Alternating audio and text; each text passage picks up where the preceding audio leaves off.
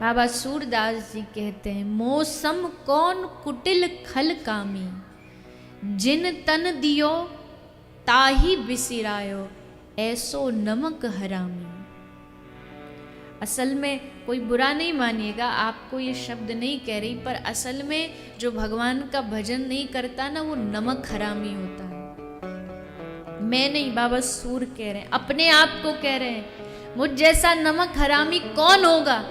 एक कहावत है ना, जिस थाली में खाया उसी में छेद किया। जिसने सब कुछ दिया हमें, ठाकुर जी ने, हमारा शरीर, ये जो पंच भौतिक शरीर, ये माँ बाप तो बाद में देते हैं, पहले तो परमात्मा देता है।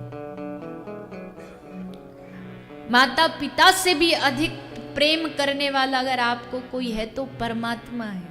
क्योंकि गर्भ में कोई देखने नहीं आया था हमें, तब भी उसने ध्यान रखा था हमारा, क्या खाए, कैसे जिएगा, हर एक श्वास की उसने ध्यान रखी थी हमारी। ये शरीर उसने दिया हमें, कैसे? हरि तुम बहुत अनुग्रह कीनो, साधन धाम विबुध दुर्लभ तनु, मोहि कृपा कर दीनो। बाबा तुलसी कहती है, ये शरीर मुझे भाग्य से नहीं मिला है, ये शरीर मुझे कर्मों से नहीं मिला। किससे मिला? कृपा। आपने कृपा की तब ये शरीर मिला है मुझे। और अगर मैं उस कृपा को बिसार दूं और बस अपने जीवन में स्वार्थ में युक्त हो जाऊं, तो ऐसो नमक हरामी। ये नमक हरामी है। राजा परीक्षित गंगा के घाट पर बैठे हैं, पता है मेरी मृत्यु 7वें दिन आने वाली है, पर राजा को चिंता नहीं है। क्यों? क्योंकि सामने संतों की एक पूरी सभा बैठी हुई है। राजा जानते हैं कि जिस समस्या का समाधान किसी के पास नहीं हो, वो संतों के पास होता है, वो गुरु चरणों में होता है। तो फिर मैं चिंता क्यों करूं, जब मुझे संभालने वाले इतने महापुरुष बैठे हैं, और उसमें भी शुकदेव मुनि अगर बैठे हैं, जो शुकदेव एक स्थान पर गो दोहन, गाय का दूध निकालने में जितना समय होता उससे ज्यादा रुकते नहीं, ये यहाँ आ गए हैं 7 दिन मुझे कथा सुनाने, तो अब चिंता की तो कोई बात ही नहीं है। अब तो बस समर्पण, शुकदेव जी के चरणों में समर्पण। शुकदेव जी आए, सब संत अपने अपने आसन से खड़े हो गए। 16 वर्ष के ज्ञान में आयु नहीं देखी जाती।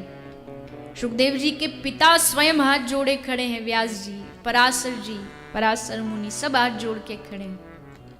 पर शुकदेव जी ने अपनी जो प्रशंसा हो रही है उसकी तरफ ध्यान नहीं दिया, क्योंकि प्रतिष्ठा जो होती है ना, वाह जो होती है, ये भक्ति में बड़ी बाधक होती है। वाह सुनते सुनते आदमी हवा में उड़ने लगता है, कुछ होश नहीं रहता। अच्छा इतनी बड़ाई मेरी, फिर तो बस अभिमान का बीज हृदय में पैदा हुआ और वह ठाकुर जी हृदय से गए। तो संतों को बड़ा सावधान रहना पड़ता है, क्योंकि संतों को फिसलने में भक्ति उन्हें पकड़ के रखती है, लेकिन ये जो प्रतिष्ठा है, चरण धो, आरती करो, माला पहनाओ, इसमें कहीं गड़बड़ ना हो जाए, ये संतों को बड़ा ध्यान रखना पड़ता है। संसारियों को तो पता है, हाँ जी पापी हैं, गलत काम करते हैं, हम तो अभिमान क्या करेंगे, लेकिन जो वैष्णव है, जो भक्त है, उसको कहीं अपनी भक्ति का अभिमान ना हो जाए कि हमसे बड़ा कोई पुण्यात्मा नहीं, इसलिए उसको सावधान रहना चाहिए। कई लोग दिन में 16 माला कर लेना तो ऐसा एहसान दिखाते हैं, और जो माला नहीं करता उसको सुना सुना के, तू नहीं करता, अरे देख हम तो 16 करते हैं, जैसे को कितना बड़ा पहाड़ तोड़ दिया। और उनकी नजरों में जो माला नहीं करता उससे बड़ा कोई पापी नहीं।